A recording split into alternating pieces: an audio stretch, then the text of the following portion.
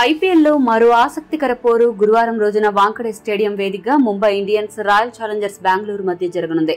ఇరు జట్లు పటిష్టమైనవే అయినప్పటికీ ఏడాది ఇప్పటి వరకు జరిగిన మ్యాచ్ల్లో రెండు జట్లు కేవలం చెరో 2 పాయింట్స్ మాత్రమే సాధించి పాయింట్స్ టేబుల్లో 8-9 స్థానాల్లో కొనసాగుతున్నాయి. కాబట్టి గెలుపు ఈ ఇరు జట్లకు ఎంతో కీలకం. వరుసగా 3 ఓటముల తర్వాత ముంబై జట్టు తాజాగా ఢిల్లీ జట్టుపై అద్భుత విజయాన్ని నమోదు చేసి గాడిలో పడినట్లు కనపడుతోంది. మరోవైపు బెంగళూరు జట్టు ఆరంభంలో ఒక మ్యాచ్ మాత్రమే గెలిచి తర్వాత వరుసగా ఓడిపోతూ సరైన గెలుపు కోసం పోరాడుతోంది. ఇలాంటి నేపథ్యంలో ఈ రెండు జట్ల మధ్య జరగబోయే మ్యాచ్ ఆద్యంతం రసవత్రంగా సాగుతుంది అనడంలో ఎటువంటి సందేహం లేదు.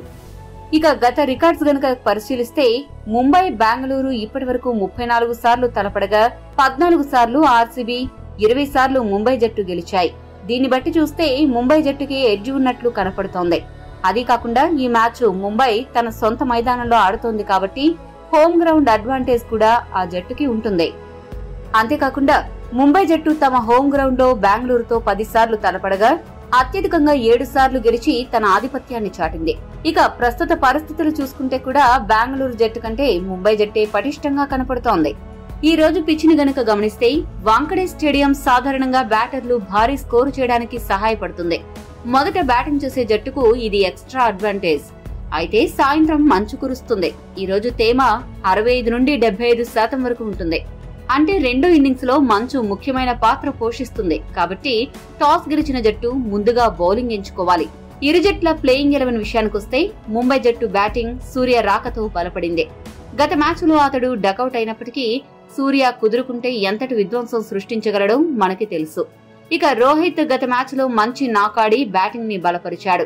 ఇషాన్ కిషన్, టిమ్ డేవిడ్, తిలక్ వర్మ, హార్దిక్ రూపంలో ముంబై బ్యాటింగ్ బలంగానే ఉంది. బౌలింగ్ చూసుకుంటే ఆకాశ్ మధ్వాల్, బుమ్రాకి చక్కటి సహకారం అందిస్తూ ప్రత్యర్థులను బెంబేలెత్తిస్తున్నాడు.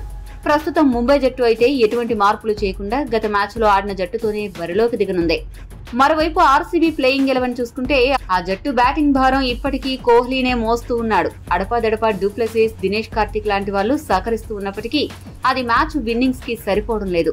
ఈ మ్యాచ్ లో ఆర్సీబీ గనుక గెలవాలి అంటే తుది జట్టులో కొన్ని ఖచ్చితమైన మార్పులు చేయాలి. ఫామ్ లో ఉన్న లామ్రోర్, అనూజ్ రావత్లను తుది జట్టులోకి తీసుకోవాలి. సౌరవ్ చౌహాన్, రజత్ పాటీదార్లను బెంచ్కు పరిమితం చేయాలి. చెత్తగా ఆడుతున్న కామరూన్ గ్రీన్ ను తప్పించి అతడి స్థానంలో విల్ జాక్స్ ను తీసుకోవాలి. హిమాంశు శర్మ లాంటి వాళ్లను పక్కన పెట్టి మాక్స్వెల్ కు బౌలింగ్ చేసే అవకాశం ఇవ్వాలి. ఫామ్ లో ఉన్న విజయ్ కుమార్ వైశాఖ్ ను జట్టులోకి తీసుకోవాలి. సిరాజ్ లేదా యష్ దయాల్లో ఒకరిని పక్కన పెట్టి ఆకాష్ దీప్ కు అవకాశం ఇవ్వాలి. ఈ మార్పులు చేస్తే తప్ప ఆర్సీబీ గెలిచే అవకాశం ఎంత మాత్రం లేదు. ఇవన్నీ దృష్టిలో పెట్టుకుని చూస్తే ముంబై జట్టుకి గెలిచే అవకాశాలు ఎక్కువ. మరి ఈ రోజు మ్యాచ్ లో ఎవరు గెలుస్తారు అని మీరు భావిస్తున్నారో కామెంట్ చేయండి. మరిన్ని అప్డేట్స్ కోసం మా ఛానల్ సబ్స్క్రైబ్ చేసుకోండి.